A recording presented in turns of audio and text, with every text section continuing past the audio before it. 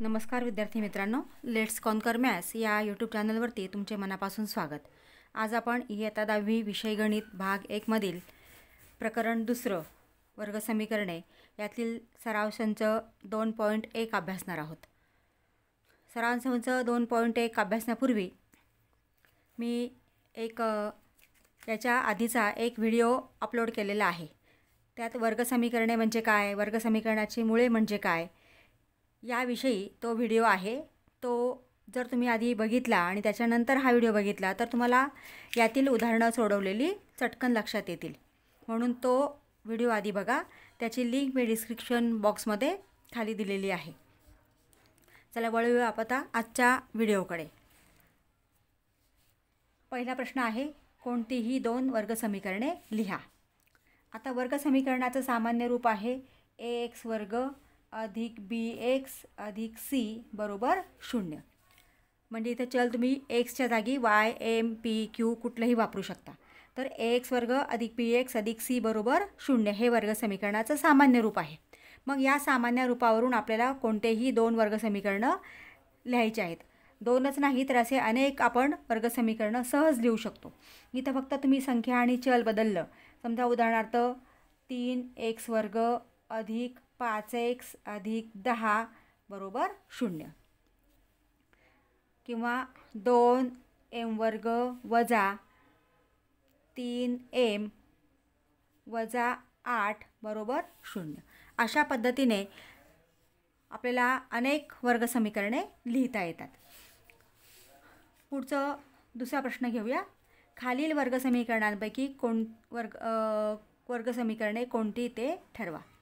आता वर्गसमीकरण हे सामान्य रूप आहे. ax वर्ग अधिक bx अधिक c बरोबर 0 या रूपात जे आहे त्याला वर्गसमीकरण म्हणतात.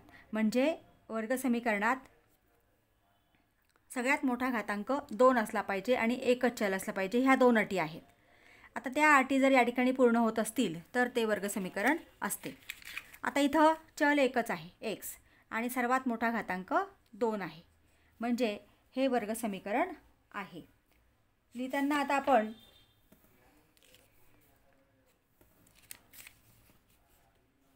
या मध्ये एकच किंवा या वर्गसमीकरणात असं लिहिलं तरी चालतंय, एकच चल असून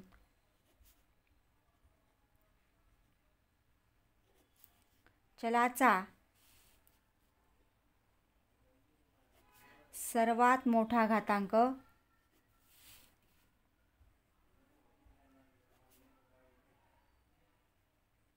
2 आहे. म्हणून हे वर्गसमीकरण आहे.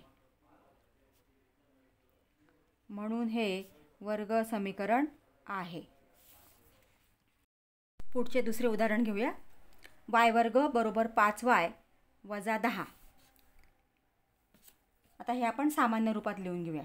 y वर्ग हा अधिक 5y आहे, धन आहे, तो बरोबर चिन्हाच्या अलीकडे त्यांना ऋण होणार आहे. ऋण 5y हा ऋण 10 इकडे त्यांना अधिक 10 होणार आहे बरोबर 0. आता या समीकरणात सुद्धा एकच चल आहे y आणि सर्वात मोठा घातांक 2 आहे. मग तुम्हाला इथं उत्तर लिहिताना कारण लिहायचं असतं. या समीकरणात किंवा वर्गसमीकरणात एकच चल असून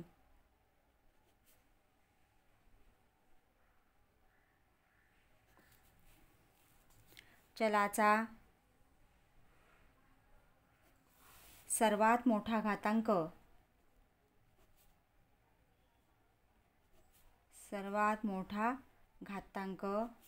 2 आहे. म्हणून हे वर्गसमीकरण आहे.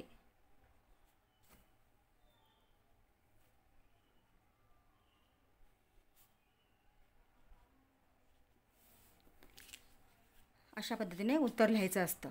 पुढचं तिसरं गणित घेऊया. y वर्ग अधिक 1/y बरोबर 2. आता या समीकरणात आपल्याला इथं छेदस्थानी चल दिलेला आहे. आधी हे छेदस्थानचं चल आपण घालवायचं आहे. म्हणजे छेदस्थानी जे चल आहे किंवा जी संख्या आहे त्या संख्येने त्या समीकरणाला गुणायचं. मग समीकरणास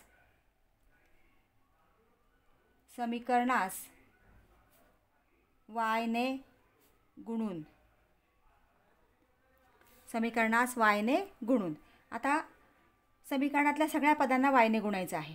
मग y गुणिले y वर्ग अधिक y गुणिले 1/y बरोबर 2 गुणिले y किंवा y गुणिले 2.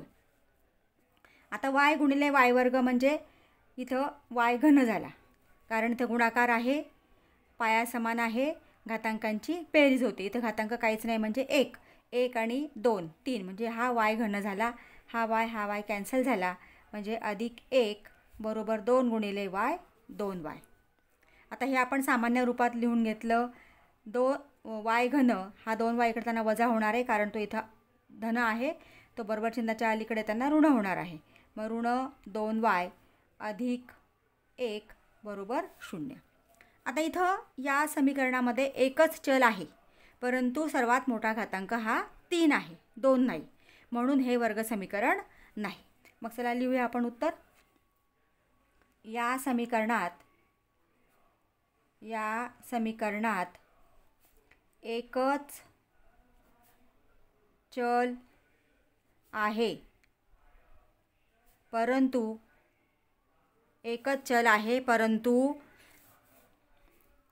चलाचा सर्वात मोठा घातांक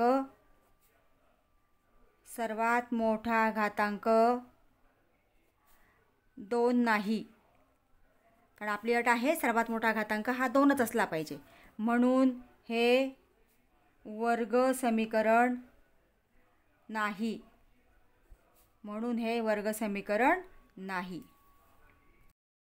ते उदाहरण घेऊया. x अधिक 1/x बरोबर -2. आता या समीकरणात छेदस्थानी x आहे, तो x आपल्याला छेदस्थानचा x घालवायचा आहे. मग छेदस्थानी जर चल असेल तर त्या चलाने त्या समीकरणाला गुणायचं असतं. मग समीकरणास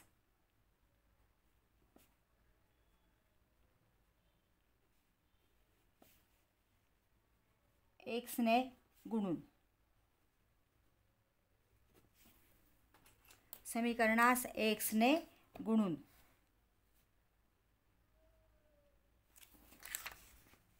आता समीकरणाला x ने गुणायचं म्हणजे समीकरणातील सगळ्या पदांना x ने गुणायचं.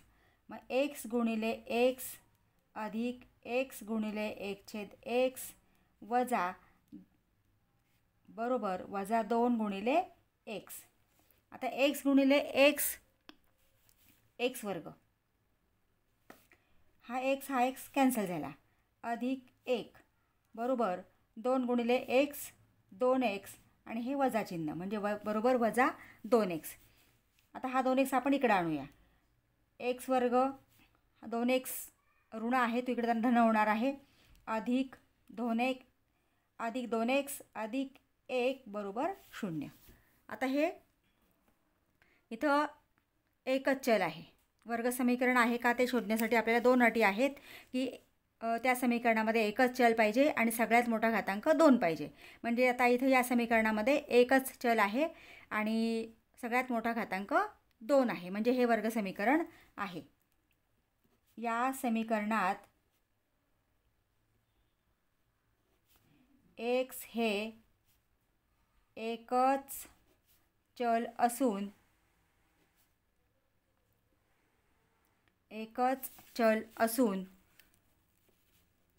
चलाचा सर्वात मोठा घातांक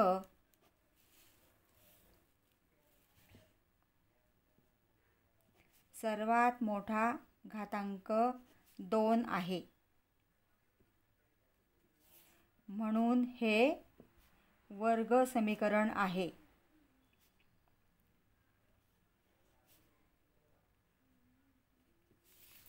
पुढचं उदाहरण घेऊया. इथं 2 द्विपदींचा गुणाकार दिलेला आहे. m अधिक 2 एका कंसात दिला आहे गुणिले m वजा 5 बरोबर 0. म्हणजे आपल्याला ह्या द्विपदीने पहिल्या द्विपदीने दुसऱ्या द्विपदीला गुणायचं आहे. मग आता यातला पहिल्या संख्येने आपण पुढच्या कंसाला गुणूया. m कंसात m वजा 5 एमने आपण पुढच्या कंसाला गुणले अधिक 2 गुणिले एम वजा 5 बरोबर 0. एम गुणिले एम वजा 5 अधिक 2 गुणिले एम वजा 5. आता एमने आपल्याला या कंसाला गुणायचं आहे. तर कंसाबाहेर जी संख्या आहे तिने कंसातल्या प्रत्येक संख्येला गुणायचं. आता एमने आपण एमला गुणलं एम वर्ग, एमने 5ला गुणलं 5 एम आणि धन गुणिले ऋण ऋण अधिक 2m गुणिले एम अधिक 2m अधिक गुणिले वजा वजा 2 पंचे 10 बरोबर 0. आता एम वर्ग इथं अधिक 5 वजा 5m आणि अधिक 2m आहे, म्हणजे चिन्ह भिन्न आहेत. चिन्ह भिन्न असतील, चिन्ह वेगवेगळे असतील तर त्यांची बेरीज करायची, वजाबाकी करायची आणि चिन्ह मात्र मोठ्या संख्येचं द्यायचं. मग 5मधनं 2 गेले 3 3m 5m वजा 5m अधिक 2m 3m आणि मोठ्या संख्येचं चिन्ह म्हणजे वजा 3m वजा 10 बरोबर 0. मग एम वर्ग वजा 3m वजा 10 बरोबर 0. म्हणजे या समीकरणात सुद्धा एकच चल आहे. या समीकरणात एम हे एकच चल असून सर्वात मोठा घातांक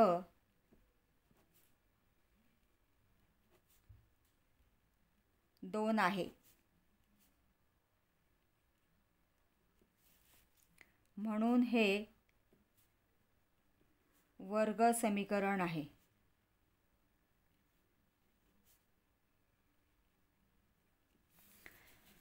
म्हणजे अशा पद्धतीने द्विपदी दिली असेल तर त्या द्विपदींचा गुणाकार करून आधी आपल्याला ते समीकरणामध्ये तयार करायचं आणि नंतर मग आपल्याला त्याचं उत्तर शोधावं लागतं. आता पुढचं गणित घेऊया. एम घन अधिक 3m वर्ग वजा 2 बरोबर 3m घन. आता हा 3m घन आपण इकडं उजव्या बाजूला आहे तो डाव्या बाजूला घेऊया. एम घन अधिक 3m वर्ग वजा 2. आता हा धन आहे इथं, तो इकडे त्यांना ऋण होणार आहे. वजा 3m घन बरोबर 0. आता एम घन आणि इथं वजा 3m घन आहे, भिन्न चिन्ह आहेत म्हणून 3मधनं इथं सहगुणक 1 आहे. मग 3मधनं 1 गेले 2 एम घन. आपण फक्त सहगुणकांची वजाबाकी बेरीज करतो आणि चल आहे तसंच आपण त्या ठिकाणी लिहित असतो. म्हणून इथं वजा मोठ्या संख्येचं चिन्ह म्हणून वजा 2m घन अधिक 3m वर्ग वजा 2 बरोबर 0. आता या समीकरणात m हे एकच चल आहे, परंतु सर्वात मोठा घातांक मात्र 3 आहे, 2 नाही आहे, म्हणून हे वर्ग समीकरण नाही. या समीकरणात m हे एकच चल असून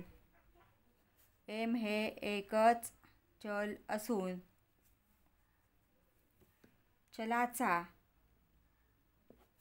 सर्वात मोठा घातांक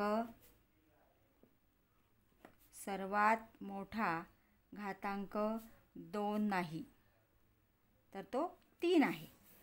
पंडितांना आपण 2 नाही म्हणून हे वर्ग समीकरण नाही. प्रश्न तिसरा घेऊया. खालील समीकरणे ax वर्ग अधिक bx अधिक c बरोबर 0 या स्वरूपात लिहा.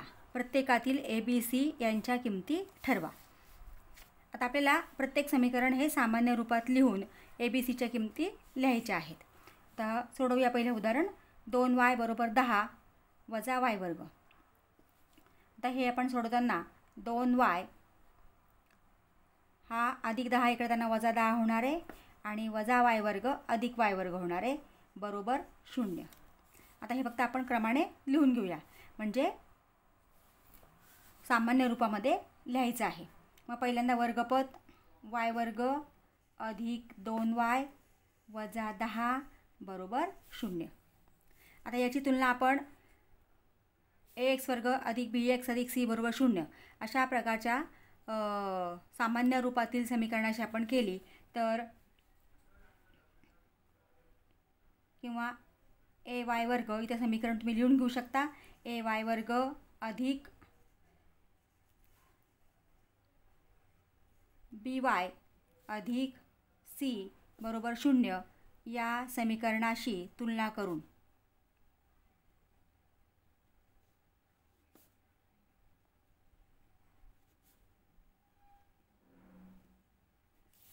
म्हणजे इथं ए बरोबर 1, बी बरोबर 2 आणि सी बरोबर -10.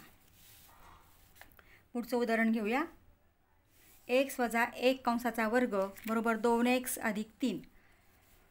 आता इथं हा द्विपदीचा वर्ग आहे. म्हणजे a - b कंसाचा वर्ग हे सूत्र मागच्या वर्षी आपण शिकलो आहोत.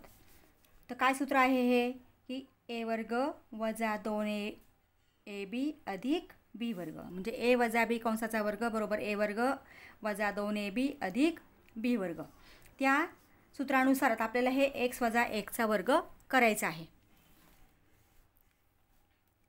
आता इथं आपण x म्हणजे a मानला आणि 1 म्हणजे b मानला तर पहिल्या पदाचा वर्ग x वर्ग वजा 2 गुणिले x गुणिले 1 म्हणजे 2x अधिक 1 बरोबर 2x अधिक 3. आता x वर्ग वजा 2x अधिक 1 ही उजवीकडची संख्या आपण डावीकडे घेऊया. मग अधिक 2x आहे हा इकडे त्यांना वजा 2x होईल. हा 3 वजा 3 होईल बरोबर 0. x वर्ग एकच पद आहे. वजा 2x आणि वजा 2x चिन्ह समान आहे त्यांची बेरीज करायची आहे. 2x आणि 2x 4x आणि आहे ते चिन्ह म्हणजे वजा 4x अधिक 3 वजा 2 चिन्ह भिन्न आहेत म्हणजे यांची वजाबाकी होईल. 3मधनं 1 गेले 2 आणि मोठी संख्या 3 आहे म्हणून त्याच्या आधी जे चिन्ह आहे ते चिन्ह द्यायचं आहे. म्हणजे x वर्ग वजा 4x वजा 2 बरोबर 0. आता आपण ह्याची तुलना ax वर्ग अधिक bx अधिक cशी आपण केली तर a बरोबर 1, b बरोबर वजा 4 आणि c बरोबर वजा 2. ऋणचिन्ह आहे तसंच ते त्या संख्येला द्यायचं आहे. तिसरं उदाहरण घेऊया. x वर्ग अधिक 5x बरोबर वजा कंसात दिलेला आहे 3 वजा x. आता डावी बाजू आहे तशीच येणार आहे त्यात काही बदल होणार नाही. x वर्ग अधिक 5x बरोबर. आता कंसाच्या बाहेर ऋणचिन्ह आहे त्या चिन्हाने कंसातल्या संख्येला गुणायचं आहे. मग ऋण गुणिले इथं हे धनचिन्ह आहे. ऋण गुणिले धन ऋण 3 ऋण गुणिले ऋण धन x. मग आता x वर्ग अधिक 5x आता हा ऋण 3 इकडं येताना बरोबर चिन्हाच्या अलीकडे येताना धन होणार आहे. धन 3 आणि हा अधिक x वजा x होणार बरोबर 0. आता x वर्गाचं एकच पद आहे x वर्ग 5x वजा x. आता इथं सहगुणक 1 आहे मग 5मधनं 1 गेले 4 म्हणजे 4x येणार आहे आणि मोठ्या संख्येचं चिन्ह म्हणजे धन येणार. त्या संख्येच्या आधी जे चिन्ह असतं ते त्या संख्येचं असतं ते चिन्ह द्यायचं आहे. आणि अधिक 3 बरोबर 0. मग आता या ठिकाणी आपण ax वर्ग अधिक bx अधिक ax वर्ग अधिक bx अधिक c बरोबर 0 या सामान्य रूपाशी तुलना केली तर a बरोबर 1, b बरोबर 4 आणि c बरोबर 3. आता पुढचं चौथं गणित घेऊया. 3m वर्ग हा 2m वर्ग आपण इकडे आणला तो वजा होणार वजा 2m वर्ग हा वजा 9 अधिक 9 होणार बरोबर 0. मग 3m वर्ग वजा 2m वर्ग म्हणजे 3मधनं 2 गेले 1 म्हणजे 1m वर्ग म्हणजे m वर्ग अधिक 9 बरोबर 0. आता हे गणित आपण सामान्य रूपात लिहून घेऊया. जे आता मधलं पद इथं नाही आहे ते 0 सहगुणक लिहून आपण लिहून घ्यायचं आहे. मग m वर्ग अधिक 0m अधिक 9 बरोबर 0. आता याची तुलना आपण केली तर a बरोबर m वर्गाचा सहगुणक 1 आहे म्हणून a बरोबर 1, b बरोबर mचा सहगुणक 0 म्हणून b बरोबर 0 आणि c बरोबर 9. पुढचं उदाहरण घेऊया. 5वं उदाहरण. पी कंसात 3 + 6p = -5. आता कंसाबाहेर हा पी दिलेला आहे. या पीने आपल्याला कंसातल्या प्रत्येक संख्येला गुणायचं आहे. मग पीने आपण 3ला गुणलं 3p अधिक पी गुणिले 6p म्हणजे पी गुणिले पी पी वर्ग येणार आणि 6 × 6 म्हणजे 6p² आणि हा -5 इकडे त्यांना +5 होणार आहे. +5 = 0. आता हे आपण सामान्य रूपात लिहून घेऊया. 6p² अधिक 3p अधिक 5 = 0. आता याची तुलना आपण सामान्य रूपाशी केली तर a = 6, b = 3 आणि c = 5. पुढचं 6वं उदाहरण घेऊया. x² - 9 = 13. x² - 9 हा अधिक 13 बरोबर चिन्हाच्या अलीकडे त्यांना वजा होणार आहे. -13 = 0. मग x² - 9 आणि -13 चिन्ह समान आहेत, बेरीज होणार आणि चिन्ह आहे तेच, म्हणून मग 13 + 9 = 22 = 0. आता इथं मधलं पद नाही आहे. ते मधलं पद सगुणक 0 ठेवून आपण सामान्य रूपात लिहून घेऊ. x² अधिक 0m - 22 = 0. मग आता a = 1. आपण सामान्य रूपाशी तुलना केली तर a = 1, b = 0 आणि c = -22. पुढचा प्रश्न घेऊया. वर्ग समीकरणासमोर दिलेल्या चलाच्या किमती त्या समीकरणांची मुळे आहेत की नाही ते ठरवा. आता समीकरणाचे मूळ कधी असतं? दिलेली कुठलीही संख्या त्या समीकरणात ठेवल्यानंतर डावी बाजू आणि उजवी बाजू समान होत असतील तर ती दिलेली संख्या ही त्या समीकरणाची मूळ असते.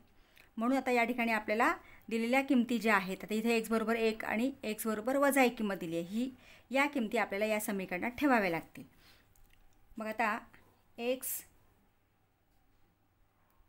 = 1 ही किंमत x² अधिक 4x - 5 = 0 या वर्ग समीकरणात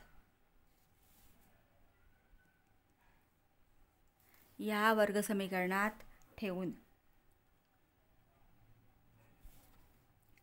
आता x² म्हणजे xची किंमत आपण 1 ठेवली तर काय होणार? 1चा वर्ग अधिक 4 × 4x म्हणजे 4 × x, xची किंमत आपण ठेवणार आहोत 1 वजा 5.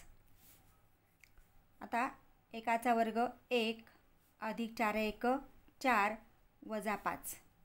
मग 4 आणि 1 5 वजा 5 = 0.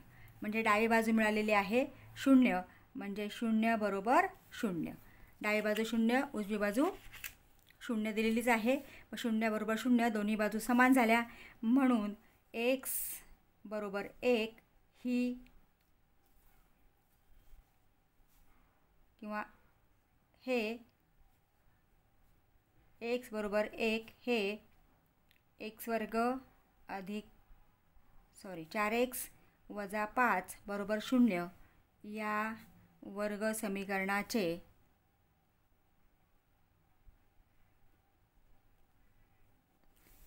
समीकरणाचे मूळ आहे.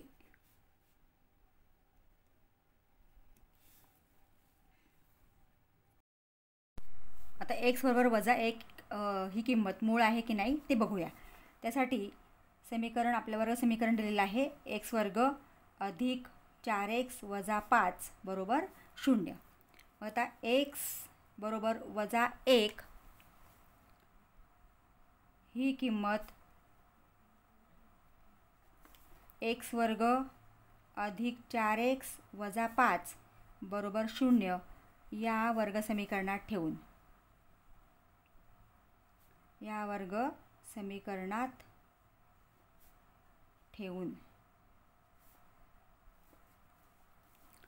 आता एकच्या जागी आपल्याला वजा 1 ठेवायचं आहे, म्हणून x वर्ग आहे तिथं वजा 1चा वर्ग अधिक 4 गुणिले वजा 1, 4x म्हणजे 4 गुणिले x म्हणून वजा x ठेवला आपण, वजा 5.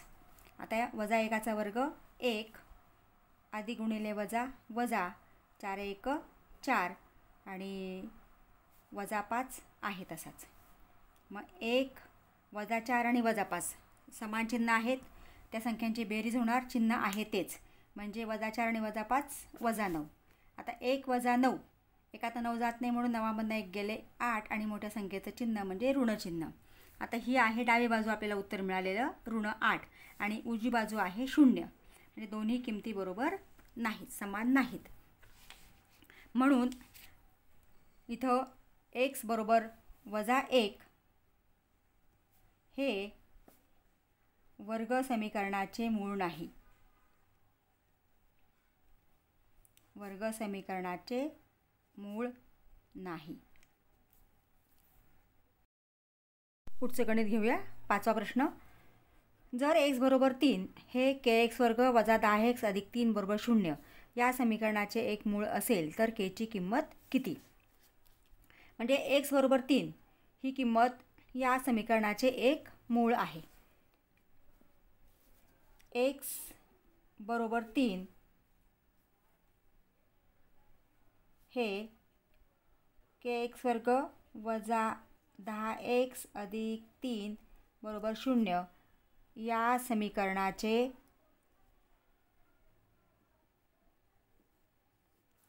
एक मूळ आहे.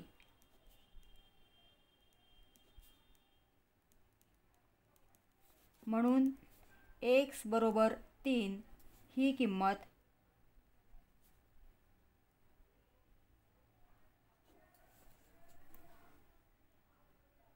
kx वर्ग वजा 10x अधिक 3 बरोबर 0 या समीकरणात ठेवून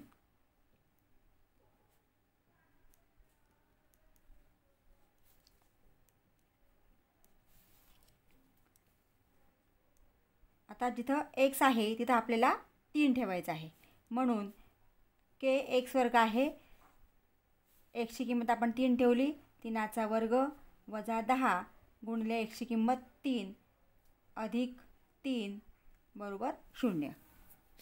मग k गुणिले 3चा वर्ग 9 वजा 10 त्रिक 30 अधिक 3 बरोबर 0.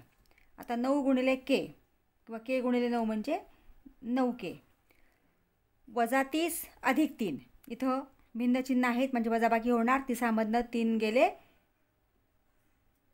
27 आणि मोठ्या संख्येचं चिन्ह म्हणजे 9k वजा 27 बरोबर 0.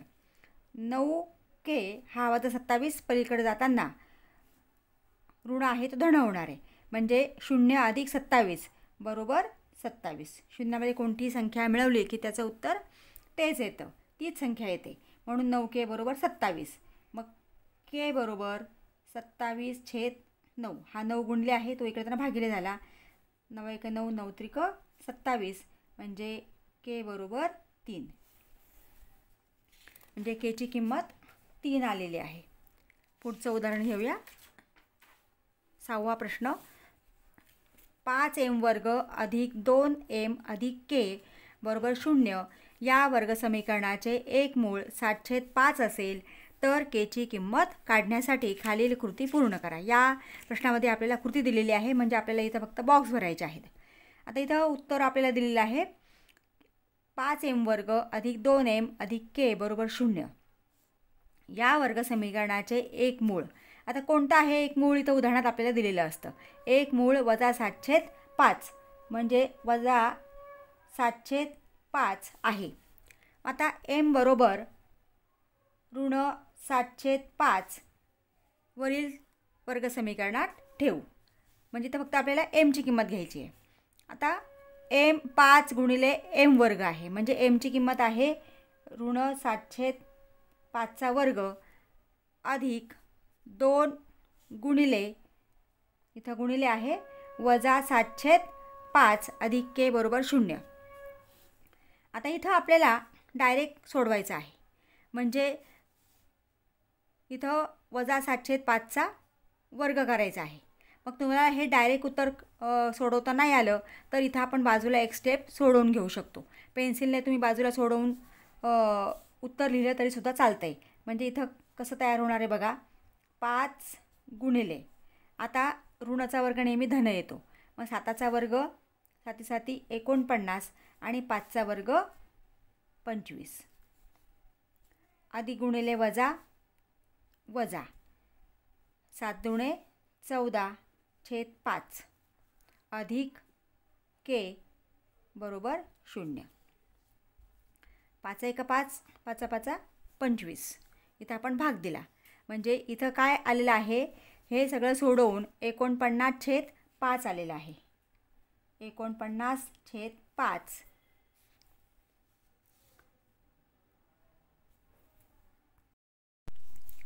अधिक, परंतु इथं आहे -14/5. म्हणजे इथं -14/5 अधिक के. आता या दोघांची के आहे तसाच दिलेला आहे आपल्याला, म्हणजे या दोघांचं आपल्याला उत्तर काढायचं आहे. इथं छेद समान आहेत, म्हणजे इथं छेद येणार आहे 5. आता 49/5 अधिक गुणिले वजा 14/5. म्हणजे या पद्धतीने इथं वजाबाकी करावी लागणार आहे. इथं जरी अधिक चिन्ह असलं तर इथं वजा चिन्ह आहे. इथं अधिक आणि वजा आहे, दोघांचा गुणाकार या ठिकाणी ऋण होणार आहे. म्हणजे याचं उत्तर आपल्याला इथं तुम्ही बाजूला काढून घेतलं तरीसुद्धा चालणार आहे. इथं छेद समान आहेत. 49मधनं 14 गेले, 9तनं 4 गेले 5 आणि 4मधनं 1 गेला 3. म्हणजे 5 1 5, 5 7 35. म्हणजे इथं डायरेक्ट उत्तर आपण लिहू शकतो 7/1 किंवा 7.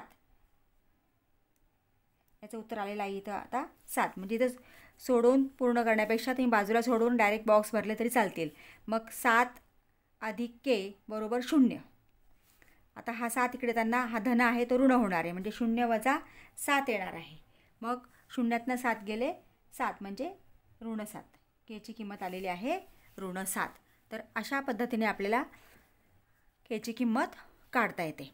विद्यार्थी मित्रांनो, तुम्ही अजूनही चॅनलला सबस्क्राईब केलं नसेल तर प्लीज चॅनलला सबस्क्राईब करा, बेल आयकॉन प्रेस करा, म्हणजे पुढच्या अभ्यासक्रमावरती जेव्हा मी व्हिडिओ अपलोड करेल त्यावेळेस तुम्हाला त्याचं नोटिफिकेशन लगेच मिळेल. आणि व्हिडिओ आवडला असेल तर व्हिडिओला लाईक करा आणि आपल्या मित्रांना व्हिडिओ शेअर करा. थँक्यू.